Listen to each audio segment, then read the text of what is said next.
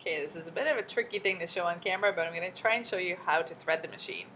So the first thing you're going to do is you're going to take the lever at the back and make sure that your presser foot is up, and then make sure your needle is at the top position. You're going to do that by turning this hand wheel towards you. So as you turn this, you can see the needle moves. So you're going to turn it so that it's up at its highest point, which is right about there. You're going to take your thread, you're going to put it on the spool, the left spool here, and you're going to follow along, making sure it clips in there at the back, down, up, through there, so it's caught everywhere, and then you're going to go through the needle. This is the trickiest part, especially when you're far away. If you need to cut a little bit of the edge to make it a little bit sharper or not so frayed, and you're going to go through the needle. And there we go. When you're sewing, I'll try and get it closer here. When you're sewing, you're going to want to put the thread through the needle and out behind. But before we can sew, we're going to need to make sure that this top string matches the bottom thread here. And that we're going to do by winding our bobbin. So this is machine number 2. It says so right there. So I'm going to go over to the cabinet, find this box. It says machines 1 to 6, and take an empty bobbin. So this bobbin will do. It has 2 sides. So this side has a little mark right here. This side doesn't have the mark. So you want to take the mark and put it outwards, and you're going to put it over to the side of the machine, right over there on that black thing that's sticking out. So the bobbin's going to go right on there with that piece sticking out. I'm going to take my thread from here, I'm going to catch it on the side here, and I'm going to wrap it coming from underneath around the bobbin a couple times so that it gets caught. So a couple times there.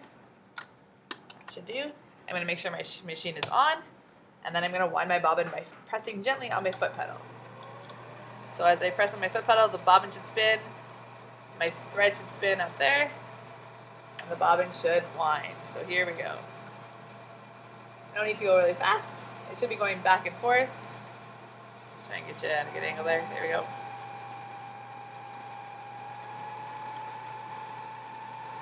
I'm just going to wind it until it doesn't go past the edge. So I want it nice and full, but I don't want it to go past the edge. I'm going to stop it there for right now. Then I'm going to take it, I'm going to cut it with my scissors. So back here. So then I have my top thread, and this bobbin is going to go on the bottom thread.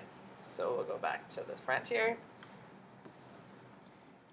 This is my bobbin casing, my bobbin holder. It would have been in my sewing machine when I got here. I'm going to have it so that my thread comes out of my bobbin so it looks like a 9, and so that this pointy thing is up. I put my bobbin in there, take the thread, go through that slot, try and make it a little bit clearer here. Other way. So the thread goes through that slot and around there, and then that whole bobbin casing is going to go into my machine right like this. When it clips in there, then to get my thread up to the top, I'm going to hold my top thread, so the thread that's coming from the top of my machine, I'm going to hold it in my left hand here. I'm going to take my right hand, wind, and you can see that I'm winding with my right hand over the hand wheel, and then I'm going to pull up the bottom string, and then I'm going to take it and pull it all the way up, and then take both those threads and put them behind my foot pedal, take my door, close it up, and now I'm ready to sew.